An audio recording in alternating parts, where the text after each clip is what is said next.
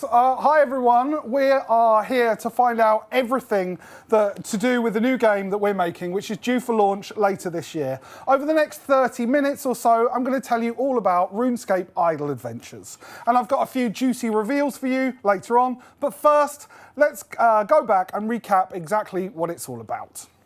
So, why are we making this? It's a game that fits in with your life. Many of us find it hard to play as much as RuneScape as we might like, so this is a great way to enjoy the world at your pace. It delivers meaningful, bite-sized chunks of gameplay in frequent, small sessions. The game carries on when you're not there, so it means you can gain experience, money and resources when you're not playing the game. So when you do log in, you've got plenty to do rather than grind out rewards. It works so you don't have to. It's great to play on the go. Idle Adventures for mobile devices will be coming soon. The smaller amount of interactions, the design of the game is perfect to play on smaller devices. It's something great to play while you're away from your PC and still in the world that you love.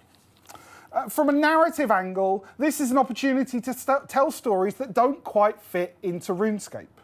The hero, the world guardian, isn't fit for all the stories that we really want to tell. But this can be. I often wondered, for example, what happened after the hero moved on. After killing the big boss who's been terrorising the villagers, the hero just pootles away onto the next quest. But what about the people that are left behind? Who cares for those little guys? What about the gods? You know, they've got their own issues too, but they can't be seen as weak by all the other gods. So who do they turn to when they really need some TLC? And finally, the hero is already the champion of the gods. The World Guardian has picked its path. What about those who need defending from the hero? Monsters aren't just monsters, they have lives too. What about their stories? Idle games are all about progression as well, and crazy numbers as you level up, just like RuneScape. So it's the kind of fix that us MMO gamers really, really want. Let's have the next slide. It's also great to play at the same time as your RuneScape game, whichever one it is that you choose to play. Now, we all watch videos or play around on social media while we train those easier skills like fishing or woodcutting, mining. So why not play another RuneScape game at the same time? Now, this isn't just a dream, it's real. It's happening right now. A closed beta is being played by thousands of you, with more people being invited soon, but more about that later. Now, I and many of the people in the office are big fans of idle games, but we felt they weren't really proper games. We had aspirations to make something really decent, with a strong narrative, with a sense of self, a sense of excitement, a real purpose, something special set inside the RuneScape world. Those are all things that we know that we can do, but we needed to work with someone who truly understood how idle games worked. So we're making this game in partnership with the Idle Masters, and they're called Hyper Hippo. Now, Hyper Hippo are a studio full of cool developers based in Kelowna, Canada, in British Columbia. I visited them a few weeks ago, and they're just like us. They're gamers making gameplay, making games that they want to play. They make Adventure Capitalist, which is the first genuinely awesome idle game that came out, and it made a massive impact on PC and mobiles last year. It's a crazy game where you start off with a lemonade stand and then grow to become a multi-million billion squillionaire, and you get to go to the moon and all sorts. It's a real collaboration, this, a real true partnership. They bring the idle knowledge, we bring the RuneScape and the adventure. So who are you in this game? So you're a creature created by the Anima. Like Virago, it's the Anima fighting back against those who wish to consume it. Now, the character you can see on the screen right now is Sally. Now, that's our pet name for our character, although you can pick the sex and the name, whatever you like, and just customize him or her. She's more than just a hero. Now, I'll use the name Sally for the purposes of this chat. Sally is different because she's been made with one purpose in mind: to wield a forgotten elder artifact called the Needle. Now, it was a tool used by the elder gods, but it was discarded, left behind under White Wolf Mountain, of all places. Now, the Elder artifacts are a pretty big deal. They've been used to banish Zaros, kill gods, open portals, and are massive sources of power, especially things like the Stone of Jas. Now, the needle has a very different power from those ones that we've seen already. With the needle, Sally can weave the threads of existence and turn back time. Sally isn't really interested in that, though, at least not at the beginning of the game. She just wants to see things grow. She's all about people and helping them to make the most out of their meagre lives. She sees them, the cooks, the farmers, the bankers, she sees them as important as everybody else, as important as the gods, as important as the World Guardian, or even herself. She's also pretty big, bigger than a giant, bigger than some of the buildings in RuneScape. She could probably hurdle over Lumbridge Castle without too much trouble. Of course, this is RuneScape, so her destiny is not forced on you. You can make the choices, you decide her relationship with other characters. The characters she meets, and the path that she chooses, or he chooses. The next slide, please. Now, right now in RuneScape Idle Adventures, the closed beta has the first part of our unfolding story and the narrative that we want to add to the game.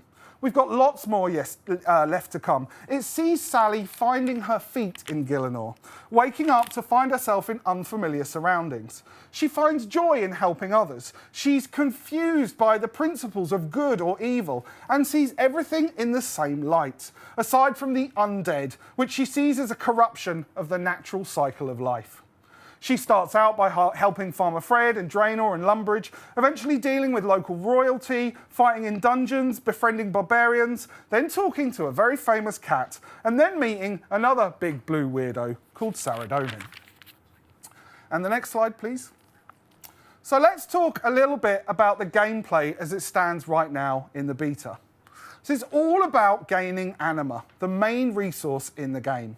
You do this by hiring settlers using the Anima who will work in cities, villages and towns assigned to various skill plots. They gain Anima for you. Right now you can visit Lumbridge and Varrock and Falador and several more iconic settlements. And more settlers means more Anima. But what is Anima? Well, it's been talked about in RuneScape since 2002, ever since we wrote about the gnomes. It's an ancient principle, the Anima Mundi, just like the Force. It's the energy that binds us together, an intrinsic connection between the world and all living things, which relates to the world a bit like the soul is connected to the body. It's a force that has its own mind. The spirit trees believe that when you use them to teleport in RuneScape, you're travelling down the roots of the Anima, these threads that bind them together. In the real world, we have principles like Gaia, the Earth Mother, which is a Greek concept about the personification of the world or the life force of the planet. In RuneScape, the gnomes believe that it was invented by Gothics, and they're worried that without balance in the Anima, the world will come crashing down. They're aware of the current imbalance after the arrival of the gods, especially after the actions in the Third Age, God Wars. It was said that the Anima's cries of pain awoke Gothics. Now, Gielinor bleeds, even weeps, especially after the death of Gothics, and Sally is all about healing those wounds. Let's have a look at the next slide. You can also spend Anima by assigning yourself. to a skill in a settlement. You can spend that Anima on leveling up your own skills, just the same skills as that you know and love from RuneScape. And when you improve those skills, you can unlock specials that you use in your settlement to improve your gains further, or even play around with the way that Anima is gained in the settlement, like changing all your followers to work on a single skill, or speeding up the speed of your settlers by clicking on the screen. As skills are gained and settlements are explored, you can unlock quests, getting involved with the stories of the characters you meet and learning more about your mysterious past. So let's have a look at the next slide. So this is the world map. This is the world that you get to explore in the first parts of the game. Now you'll notice that the art style shares similarities with the main game, but it has its own style, more cartoon-like, giving it its own character and identity. It's RuneScape, just not as you know it. Now, if you look carefully at the map, you'll notice a few nods to the stories of RuneScape, like the odd penguin, for example. And that's what the game is all about, nodding to the world that you know, giving the world you remember, providing the world that you remember, but exploring it in ways you wouldn't expect. And the cartoony, slightly light-hearted, wacky, yet proper, iconic, and memorable style permeates throughout the whole game. And in the future, we're expanding everywhere, as far east as Mauritania, far west as Prifdenas, to the wilderness, to the desert, all over the place. And then onto the gear system. Now, a lot of the stuff I'm going to talk about now is a lot of work in progress, so it might look a bit frilly around some of the edges, but we're really proud of the core gameplay that's there. The gear system is something that works really nicely because you can equip gear that's iconic from RuneScape. You get that gear by completing quests and dungeons, and the gear improves your stats and your Anima gains. And it's all based on iconic RuneScape gear, but perhaps a little different in the hands of a giant creature, like wielding a god sword, like a toothpick. And then you can use that gear to set yourself up for dungeons. Now, dungeons are the second main area of progression within the game. There's a lot of combat in this game, so don't think it's all about story. There's a lot of skills, a lot of combat, a lot of leveling up as well. I just get excited about the story, that's why I like to talk about it. So, in the dungeons, you can gain combat anima, which you use to raise your combat skills. Combat skills are slotted into 3 combat panels that you can see in the bottom right of the screen there, and those skills are used automatically in dungeons. But each combat skill, when leveled up, unlocks a special attack that you can use in the dungeon, like more powerful strikes, or healing, or stuns, that kind of thing. It's easy to work out, fun to play, but with the boss fights, we've designed it to be a lot more of a challenge. Now, we've got a long way to go with these features. So let's have a quick look at some of the monsters. So these follow the classic combat triangle in RuneScape. So if you know the best way to fight these creatures, then you can use that knowledge to have at them. Again, they lean on this unique style, a different way of looking at Gielinor, more vibrant, more crazy, more funny, yet clearly very, very dangerous. So let's have a talk about what we've got in plans for the future in terms of the gameplay. So first of all, we're going to have a prestige system, which means you'll be able to reset your progress, keeping your skills, but rebuilding the settlements faster and better than before. We're adding loot to dungeons, getting cool stuff as you kill monsters. We're adding resources to the game too, so when you assign your character to skills, they actually gain those resources. We've got more settlements in mind, more dungeons, more gear, and wholesale improvements based on your feedback. So let's have a quick look at some of the NPCs that we've got. Again, this is a work in progress. And just have a look at them and see if you can work out who they are. Let's have a look at the next slide. So what about the storyline for the future? We'll learn how to see the world differently, like how demons and werewolves have their own lives and contribute to the world. They deserve your help too. We'll learn about the squabbles, loves and relationships of the gods themselves. We'll learn about the history of the world, how and why it was formed and its relationship with the elder gods. We'll fight and dodge battles, settle feuds, visit the gnomes, and lead Sally to find her own family, your Sally. We're adding more choices to the journey too, with multiple dialogue paths and different quests unlocking depending on your path. The choice is really yours.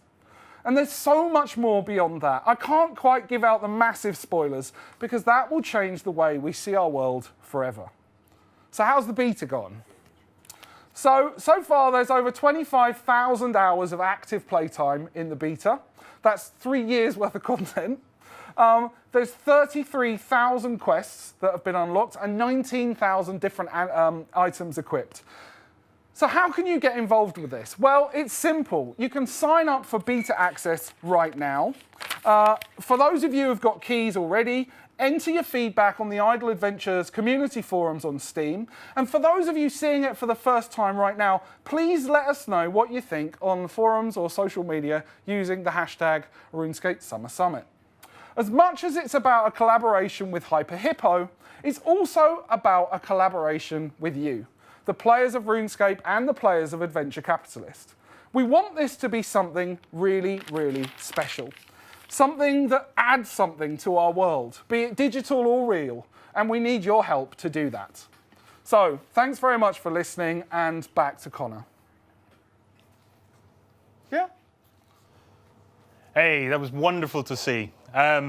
It's really, really exciting to see like new games and new things taking advantage of the of RuneScape and becoming part of that universe and seeing it expand. What we're going to do now is just have a quick run through what the schedule is for the rest of the evening. We'll throw it up on the screen behind me. We're not going to throw it up on the screen behind me? Hey, there we go. So what we have is we've seen the RuneScape in 2017. We've gone through the Idle Adventures. We have Old School coming up at 6 o'clock, and that'll be closely followed by Chronicle with both of those have some amazing announcements coming through. And then we'll wrap up the rest of the evening going through the summer and the rest of the year for 2016 in RuneScape. It's all really exciting stuff, and we can't wait to tell you. But we've made ourselves wait until the end of the show, so that's kind of good. And what we're going to do now is I'm going to join Mod Mark, Mod Shawnee, and Rainey on the bench, and we're going to have a quick chat about RuneScape Idle Adventures. Thank you. And thank you very much to Mod Connor there. And yes, he is going to be now expertly making his way over. Hey! Almost. Oh, slick. So, Idle Adventures, let's get straight off to it. It's a new game underneath the RuneScape mantle. Yes, that's right. Good word.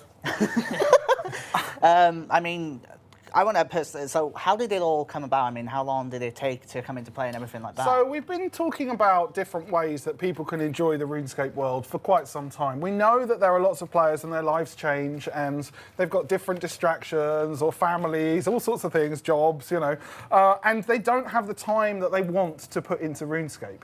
So we wanted to find different ways, different styles of games that could allow them to stay in contact with the world that they love without investing the kind of time that they would with RuneScape. Now, we know that in holidays and stuff like that, people want to plow all their time in RuneScape, but what do you do when you're busy, right? A lot of people, you log into RuneScape, you feel like if you haven't got a couple of hours to spare, what am I going to do? I'm going to stand in the bank for a while, unless I'm really, really organised player. So, we want to provide these games for people to explore and enjoy the world. Whether that's something like Chronicle or Idle Adventures, it's all ways of enjoying that world that you know and love. The nice thing about idle games is they take a really, really tiny amount of time. Most people tend to play idle games so that, if they're waiting for their bus or they're on a break or on the toilet or how waiting people play on a live stream. Yeah, waiting for your turn on a live screen. Yeah, there are lots of different ways that people play idle games, and they might log in sort of 10 times over a day. And you log in, you've got loads of stuff that you can spend because the game's been working away while you're not there. You optimize your experience, buy some settlers, undertake a few quests.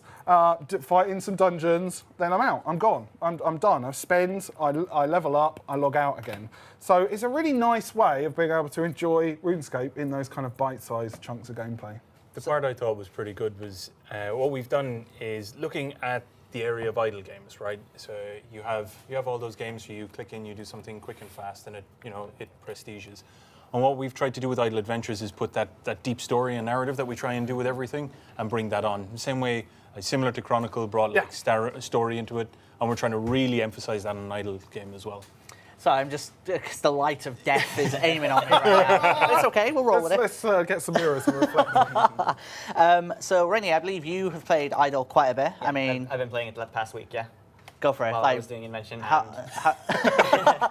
So there you go. So you're playing it at the same time as playing RuneScape. Yeah.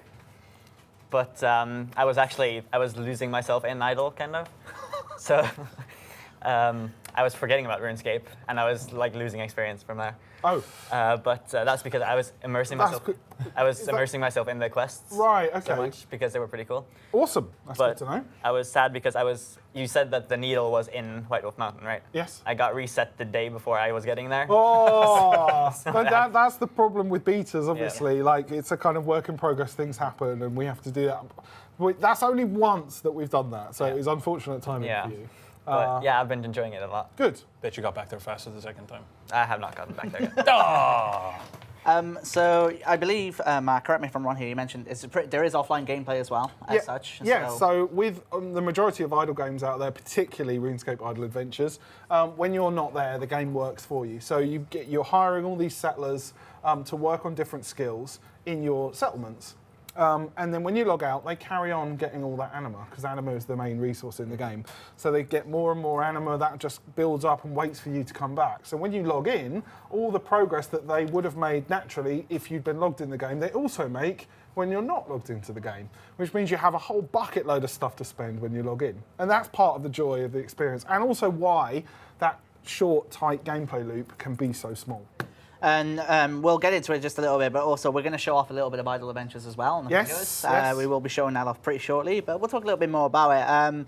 So, as we mentioned, it kind of dives into the lore, but obviously not the focus on the World Guardian. It's more about Sally and the anima as such. So, I mean, you kind of talked about it a little bit. So, what did you think about that, Rainey, out of I curiosity? think it could be cool if you tied in the World Guardian and things he was doing, maybe, so you could like reference it but never show him, kind of. I'd love to see like the aftermath of certain quests, and Sally turns up and goes, who did what here?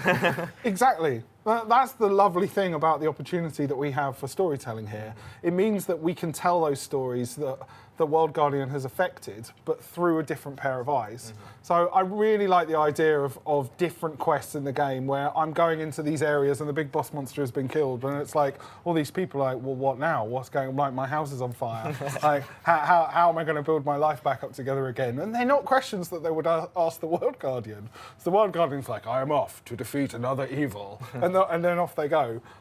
It's about the smaller stories, the stories that really, really make a difference. But the grand narrative of the game is pretty heavy stuff in terms of the anima and her and all sorts of different things that I'm nervous to talk too much about. So, I mean, you said it in the presentation. You're very excited about the story as such of it. I mean, was it a difficult decision deciding to have it take place in the RuneScape world as it was? Or was it just we had a long really. conversation about trying to, like, how we would do this. I remember because I was involved towards the start and then kind of moved away as we kind of locked things down and you started to run with it. But we were having chats about, like, what direction should we go? Where should it be? What does it mean for the world? What does it mean that all these things happen? And I think the direction you went with, like, it felt right at the start and you just ran with it. Yeah. It's really nice because the Hyper Hippo guys, a lot of them have come from story backgrounds, so they are writers. And also, loads of them are big RuneScape fans. So they've played RuneScape for a very, very long time, and they could kind of, Adventure Capitalists did incredibly well. They really could pick and choose the people that they chose to work with. So when we contacted them out of the blue and was like, hey, do you fancy making a game together? They were like, oh yes, yes please, because they're fans. So when they first came here, they were like, oh wow, walking around the building, we gave them swag, free stuff. They were like fans. Like, they were like people, and we took them to RuneFest. They were absolutely blown away by that. It's a cool experience. So, how long has it been in process as such? So I mean, you've had closed beta now. It's ongoing for people. But I mean, how long has the concept been around? I mean, when did it first? These kinds of things can take a bit of time to get really started, especially even though like everybody wants to get involved and everybody's trying to get everything. Here you go. Thanks. You haven't very welcome. spat in that, right? No, I haven't touched it yet. Okay, cool. So I'm hot, honestly. I know, you look like you're roasting. Yeah, it's the lights in here. Anyway. So it takes a while to get these things started, especially when you're trying to bring two companies together. Even when we want to get things started, you have to agree everything up front, make sure you're going in the right direction, make sure everybody knows what they're trying to do before we get started. So that puts a bit of a delay in it, but it's been about... I'm trying to think when somebody first had the conversation. We were chatting probably last summer, a little bit before that. So we actually started talking about the concept of a RuneScape idle game about 2 years ago. Yeah. Because when we first started talking about the ideas that we had about taking the RuneScape world onto a different sort of game, that was like pre-Chronicle. So we were talking about lots and lots of different ideas of the way we could be doing things. And there were a few different ideas that evolved from these early conversations about how do we give the RuneScape world in a different sort of game. It was the concept of RuneScape being that experience you do, like how many people are skilling in Netflix, right? Like how many people do it? So that experience already exists in the game. We want to give that another avenue, another way people can do it. It feels kind of cool when you're doing about 4 things at once. trying to play a Chronicle game. I have Idle Adventures running. I'm watching a show on Netflix, and I'm like, Iron Man. yeah. So you're just plowing. Yeah. Fuck you. So all of those things are going at the same time, just taking up all of your screen, and it feels kind of cool when they're all like you're in that flow of all of them are working. Constantly clicking Yeah, everywhere. you're like, all right, got that managed. Okay, you there. Okay, that's finished. Next episode. All right, and finish match. So much of RuneScape is that laid-back style of gameplay, where I can do things and I can also multitask Yeah. and play around on social media and watch YouTube videos or whatever. And I found myself playing RuneScape and playing a load of idle games at the same time, and it's like, hey, I hang want on a one of minute. these to be I a want one of RuneScape these. game. Yeah, exactly. So yeah. So we just had a quick tweet on the screen there, which just disappeared. Oh, it's But gone. someone was, I think it was Ancella, was the Twitter handle, basically said that they're very hyped for Idle Adventures, which is always nice to hear, Cool. of course. Cool. There you go. Deserved hype, I think. Deserved hype. There we go. It is on the screen now. So thank you to Hey. the wonderful production team as always. But is there any questions you have, Rainey, in particular? Is there anything you want to ask at all? There's about actually one this? thing that confused me when I started. Go ahead. On the top, you see like the Anima count and all that, but I thought it was water and blood because of Yeah. water and blood runes. This has been a long Yeah, conversation. we've had a lot. So it's a weird thing because Anima has previously just been one thing, but in the game mechanically, it helps us to have Anima and combat Anima. So Anima I gain from fighting in dungeons and from some of my skills, and then normal Anima if there's such a thing. And we've gone round and round in circles about what you call it. Is it Anima and combat Anima? And then we were just like, people were describing it as blue stuff and red stuff, and I'm like, that's fine. I don't mind what you call it. But there is a problem when people think they're water runes and blood runes. Yeah. So yeah, there need to fix are it. discussions that we're having right now. I don't have an answer of what they should be called, but we know that there needs to be two types. It works nice for the double.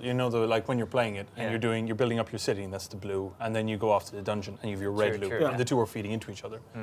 See, it works because actually a lot of the narrative about the kind of Anima, and then there's this weird kind of offshoot of the Anima as the Anima Mundi is Yeah, I was preparing curious to about defend itself, right? So the concept of Virago and the stuff that he's doing is very different from the kind of homely Earth Mother feel that the Anima Mundi normally has. So why couldn't there be green? Could be green, yeah. It could be, but then I was thinking you use skulls, but then it's a death rune, right? And it's like, this is no good. So yeah, questions like that are yet to be answered. And if anyone's got any ideas out there, people, on what we could call the red and the blue Anima, or the non-combat Anima, or any kind of ideas you might have, I'd love to hear about them. So, and as I said, it's a collaboration, not just with us and Hyper Hippo, but with the players as well, as is everything that we do. So if you guys have got ideas, and they're probably going to be better than some of the ones we've got, let me know. I genuinely want to know. Not sure if this is something you can answer, but have you got a defined set of platforms you're looking to get Idle on as such? Well, at the moment, the launch is specifically for PC, and then we're going to be developing and looking at launching it on mobile devices. And that is about as much as I can say. Fair enough. Adventure Capitalist is available on all sorts of different mobile devices, so they obviously have the technology and the skills to be able to do that. Let's hope it's the same with Idle Adventures. Takes a little bit of tweaking time. All right, so what we're going to do now, myself and Mod Mark, we're going to get ready to go on over to the gaming PCs. As you can see, right now I am in Draenor Village, and I have a bunch of different skills that are ticking away. So each of these skill panels I can buy, or I can hire settlers for, so I'm going to buy a couple over there. So this is like a fishing tab. Then I've got fire making, cooking, attacking, wood cutting, farming, hunting, construction, ranged. These are all different skills that the settlers are performing, and I can assign myself to those skills. So you can see now Sally is now sat in the boat with the villagers. She's in a bit of a smaller mode there, as with most elder artifacts. I think she probably got some ability to control her own size, particularly because she's a creature of the Anima. And Virago can do all sorts of things about his size as well. And obviously what we should mention is that you can rename your characters as you wish, and also, as you mentioned, choose their genders as well. So you can, it could be a male or a female, have whatever name you like, and the game will respond to those things.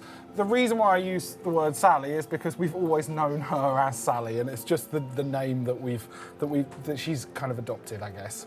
So as you can see, there's a bunch of different abilities here that I can use. So for example, this one, continually click on any skill slot in a town to remove 10 seconds from the completion time of that skill. So if I click on that, you can see all of the bars are now tweaking away, and I'm getting a much faster rate of gains. I now have 100 million of these things to spend. This is a slightly more active way of engaging with the game. Like I say, you can play this in a very, very small amount of time. Log in, spend the cash that you've got, log out again. There are and then a bunch of different things that you can do with these specials. They all do a variety of different things. Different skills relate to different specials. Different towns have different specials in them. So this is the basic way that I'm gaining my blue stuff, blue anima, which is up here. As you can see, they do look a little bit like blood and water runes at the moment. Now, let's just open the map. So these are all the different settlements that I can interact with in the current version of the game. So at the moment, I've just got Draenor, Lumbridge, and Lumbridge Catacombs unlocked. But you can see you can go to Varrock Sewers, Edgeville Dungeon, Edgeville, Gunnersgrun, Stronghold Security, White Wolf Mountain, and Falador. And I can move around the map, so I'm going to travel to Lumbridge. So Lumbridge is just in its early forms right now, so I've just got a few skills unlocked. Different set of skills here, mining, smithing, defense, crafting, fletching, and strength. And as you can see, I've only got 2 abilities here, and that is because of the level that I have in my own skills. And these do slightly different things, so that the mining will reduce all the cooldowns of your active abilities. Smithing will increase your item bonus by 100%, which is a nice lead-in. Or you got a question there? No, it's just by all means, it's just like, so as you mentioned, obviously it's all about trying, I guess in a way, mastering one town to then try and have enough benefits to go on to the next one to try and go from there. But obviously you can balance it as well, and obviously there's stuff you earn in between and you can go from there. Yeah, there's all sorts of different things you can do. Obviously, when you've unlocked a lot of different settlements, you don't have to go to each settlement and maximise what's going on there. You can just pop to one, spend the cash that you want to spend, and then log out again. Or, as a lot of people are doing, they just leave the game open while they're playing RuneScape. So we're getting quite often like 2-3 hour sessions in a game, which is perfectly fine, and we're modifying the game so that it can be played in that way. I don't want to do that at the expense of people that are playing it for short sessions, because that is what idle games are made for, but I don't think there's anything wrong with providing the right kind of experience for people who are playing for a couple of hours at a time. Gotcha. So as you mentioned, I mean, you kind of brought it up in the presentation, like the map itself. I mean, you've already got a fair amount of settlements there. I mean, obviously, I imagine the plan is to get even more, as you mentioned, such as Prifddinas, etc. Yeah. I mean, you know, it's kind of coming along pretty nicely. The world is large, as you can see. There's all sorts of different things. This is a basic version of the world map. I showed the new updated version of the world map in the presentation. Yep. But there's all sorts of different things. We've got some very interesting ideas for things that we might do in the wilderness. Very interesting. Any hints in that sense, or? Oh, that's a massive spoiler. Okay. Honestly. Okay. Like, I want to do something cool with the wilderness. What if you could bring life back there? What if the death zone that was caused in all of the fights in the God Wars in the Third Age, what if there was some way of breathing life back into the wilderness? That'd be kind of cool, wouldn't it? It'd be an adventure for Sally, for sure. Yeah, in that it certainly sense. would. Yes. There's also Not that that's what we're doing. No, of course.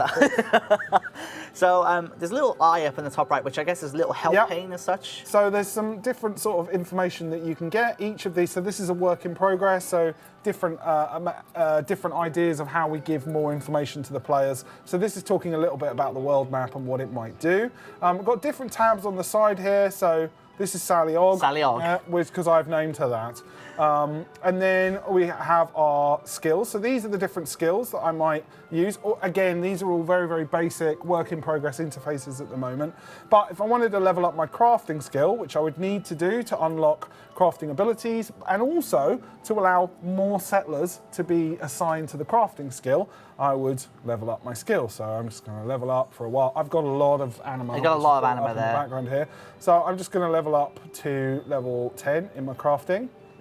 Now, in our aspirations for the full game, as I am assigning Sally to the crafting skill slot, she will also gain crafting experience. So you will level up from just doing skills, but also as you earn anima, you can use that as a shortcut to level up those skills faster. And as you can see, I can increase the amount of settlers that I've got. I can increase the speed of how crafting works. I can increase my maximum settlers to 20, and I've unlocked an ability, and I've increased my Anima output by 50%. Oh, and actually, when I leveled up to level 10, I increased my maximum citizens to 30. So I can now assign 30 different settlers to the crafting slots in any given settlement. So if I was to play this, I mean, how would you best recommend this for someone who's just jumping in? Is there any particular skill you could probably go for, or should you balance it out? I would say go for it. The game is designed for you to play it in the way that you want to play. If you want to specialise in one skill, you can.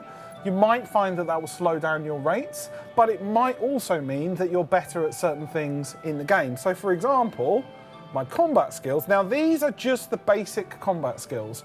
Actually in this game we've taken a slightly different approach to combat. So you can use agility as a combat skill. Okay. You can use different things like thieving or herblore, those kind of things as combat skills. So it's a very, very different experience, and they allow you to tweak your experience in a dungeon. So if I wanted to level up my attack skill, very, very similar process. And you also notice that your skills go up to 99. Of course. I don't think it'd be RuneScape if it didn't go up to 99. So it's just those little touches that help it feel like it's part of our world. So now I've leveled up my attack to 16. I could, if I wanted to, let's have a look.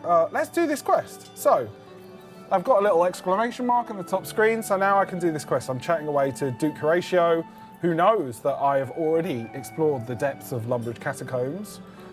Yes, it's a more dramatic way than I would have described me. Well, I'm looking for someone who can delve in there to recover my family sigil, a sacred crest dating back generations. So, do I want to complete this quest? What have I got to do in this quest? I've got to kill 20 crawling corpse torsos and 20 warped rats. I'm going to accept that quest. Might be looking for a needle. A little bit of a reference there. And all of the characters are based on the characters in the main world. So the way they talk, the style of the graphics, it's all based on what RuneScape looks like in the world. And that's not just RuneScape, that's old school, the evolution of the family of RuneScape products we try and reference and replicate within this game. So, so this is my quest. So why don't I go off and do that quest? Let's have a look at my gear. I haven't got a lot of gear right now because it's in the early parts of the game. So I have got a bronze dagger, which increases my cooking and attack. Now that's a bit of a weird one. I was about to say that was a bit of a weird one. So interestingly, the guys at Hyper Hippo were thinking, well, a bronze dagger in the hands of a giant is going to be like a little paper knife. So why don't we use it and think that you could slice vegetables with it? Which is a bit of a weird one, but there we go. So we'll quickly equip some stuff. We'll equip a shield and a dagger, and we'll go off into a dungeon. And we'll select some skills. So I'm going to go on my attack, my ranging, and some strength. I'm going to start my dungeon, and now I'm fighting. So you can see all of these bars going up, just like in your normal settlements. And when the bars complete, the creature is damaged. So I'm automatically doing these things, but I also have 3 abilities that I can use. I can bash it, I can stun it, increase my damage. I can do a bunch of range damage. I can also increase my attack output and my speed. So that's increased everything that I do. And these things, when I trigger them, they have a short cooldown, and I can trigger them again. So combat is a slightly more lean-in experience, but it doesn't have to be. If you level up your skills massively, then it's a breeze in the park. Gotcha. A walk in the park. So I guess the last thing from us, I mean, first of all, Mark, how can they sign up for the beta? And if they're in the beta, how can they best help you and Hyper Hippo to push this game experience forward? So if you're in the beta already, make sure you're putting your comments into the Steam community page that is associated with RuneScape Idle Adventures. We get all that feedback, so do Hyper Hippo, so we can read through it all. There is a sign-up page. I don't have my book with me, unfortunately, but if you were to type in RuneScape Idle Adventures beta sign-up, then it would take you to a SurveyMonkey page, and you can put your details in there. You put your email address in. That's all. I think it asks you a few questions about your experience with idle games. Put in your email address, and then when the time comes, we'll send you a key and get you involved. Awesome. All right, so there you have it, guys. Hope you enjoyed it. Modmac presenting Idle Adventures, of course, over in the little area there, and then showing it off, of course, here for you. So I really do hope you enjoyed that. So we're going to throw it over to, unless there's anything you want to say to end. No, that's it. No, enjoy it. Genuinely, we want to hear your feedback. So let us know what you think about anything you've seen. Awesome. So we're going to throw it over to a quick 5-minute break. Then we'll be back with more. So don't go anywhere, guys. And again, thank you so much for watching.